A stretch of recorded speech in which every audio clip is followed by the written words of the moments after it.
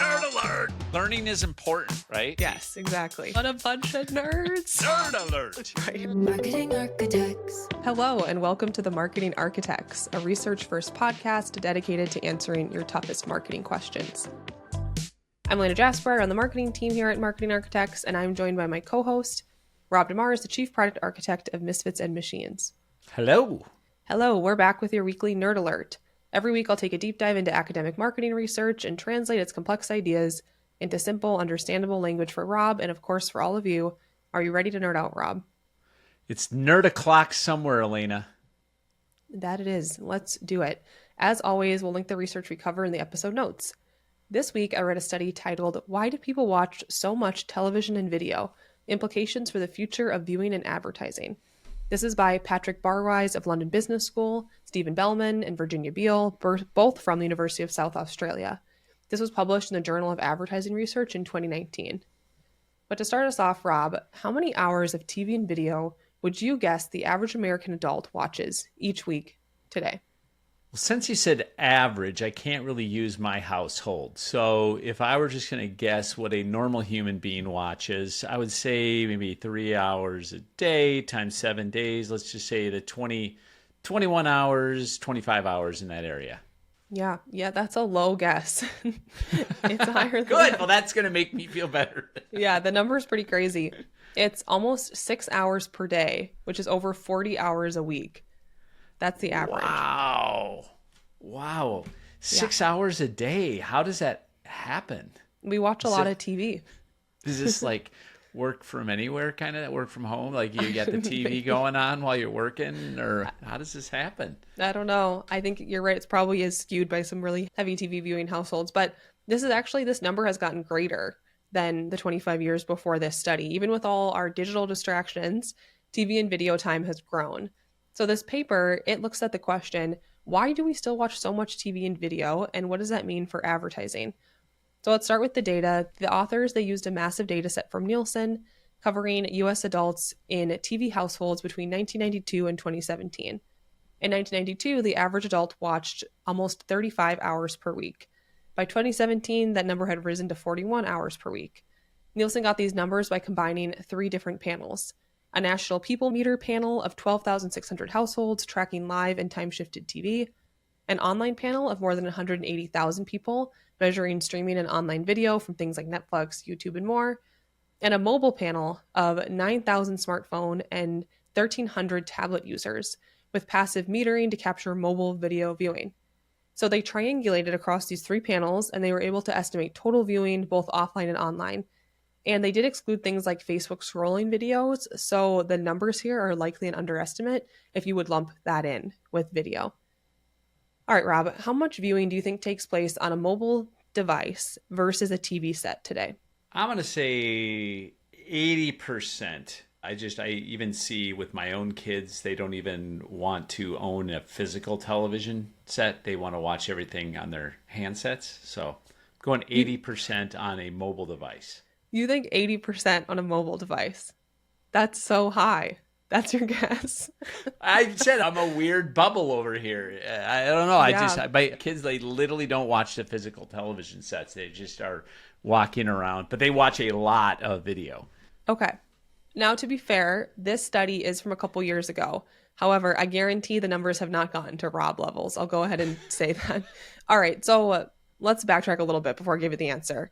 Over that period of 25 years we just talked about, there were some big shifts. So in 1992, 95% of viewing was live broadcast TV. Can you believe that? 95%. Wow. Fast forward to 2017, live TV dropped to 74%, DVR playback rose to 10%, and online devices like Roku, smart TVs, and smartphones made up 14%.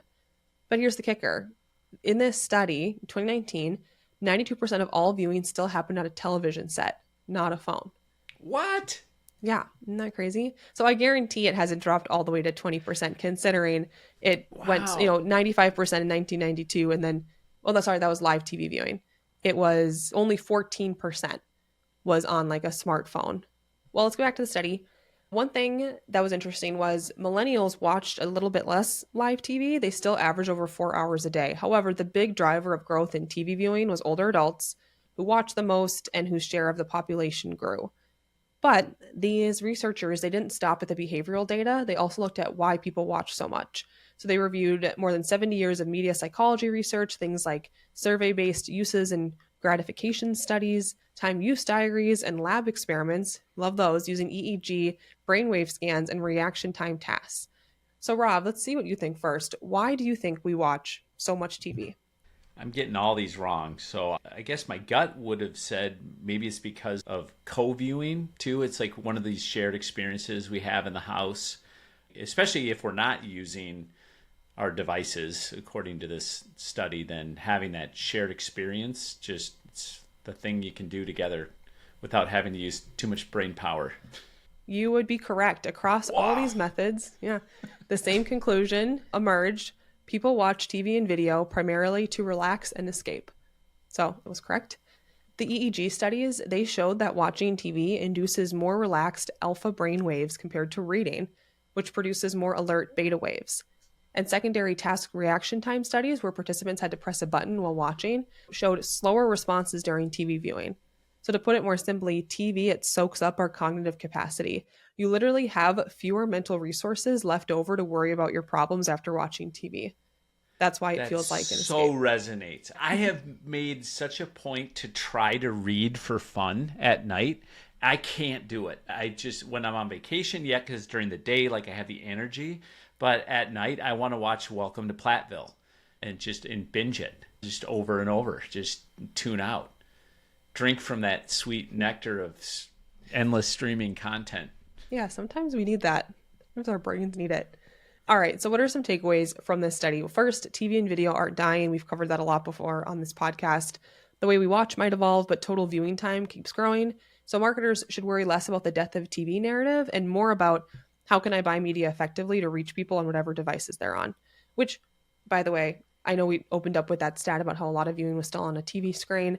Since then, I have found some data on that, and it has changed a lot since 2017, which is not super surprising. It's still not what Rob had seemed to say that it was, but it looks like it's more like 50-50 from what I can find from eMarketer. However, the time spent is still crazy. It's still average 6 hours a day in the US per adults. So that's crazy. So the time spent is still really far up there. And that makes sense. It's just, it's like it's available everywhere you want to be. It's like there, you can be sitting, you can be walking. People, I can't believe the amount of people I see walking down the street watching video. That's not even safe. No, here's a cool stat. So according to eMarketer, I think this was like a year ago, digital video, so video watching digital devices started to surpass traditional TV viewing. Now, I should say though, these stats are all very odd because when you say digital video, you don't necessarily think CTV, like a CTV on a TV set or a mobile device. We don't know. So sometimes it's hard to get those kind of stats, but it has changed a lot, which is crazy because the changing was so slow. And then we hit kind of 2018. I bet 2020 did a lot to change that too. Remember Quibi? Wasn't that a 2020 thing? Totally. That was like, they were trying to capitalize on that. Okay, we're still talking about takeaways though. Advertising, it can maybe be more effective if you're aligning with a need state because people turn to video to relax and escape. So if your ads are entertaining, easy to process, they might resonate more than dense, complicated messages. So think humor, storytelling, emotional hooks. And I will say, I don't know if that leap is totally fair for this study. However, we have seen that emotional advertising, humor, that tends to outperform rational messages, at least for like long-term memory on TV. So I would say that kind of matches up with what we've seen. And finally, integration is the real challenge here because viewing is spread now across live TV, streaming, different devices. Advertisers need measurement systems that cut across silos, which that is a big challenge of being on TV, is how do you know who you're hitting, on what devices? That's why it helps to work with a TV expert if you're going to do television. All right, Rob GPT. Think of TV like an escalator. You just step on and it carries you without effort. That's why people keep watching. It's easy, automatic, and oddly soothing. Advertisers who get this ride along smoothly. The ones who try to make you climb stairs instead, they lose you halfway up. All right, Rob, what did you think? Makes a lot of sense. Do you find yourself zoning out to TV at night? Because I know you've always been a big reader. Are you able to, do you need that ability to sit on the couch and just start watching? Yeah, I don't know. I mean, I usually read while my husband watches TV, to be honest, but we've been watching Breaking Bad and he won't let me read while I watch that because I need to be fully engaged. And I've loved that. It's not really relaxing, but I love watching that TV Yeah. show. It's good content. That's it for this episode of The Marketing Architects. We'd like to thank Taylor De Los Reyes for producing the show. You can connect with us on LinkedIn, and if you like the podcast, please leave us a review. Now go forth and build great marketing. Marketing Architects.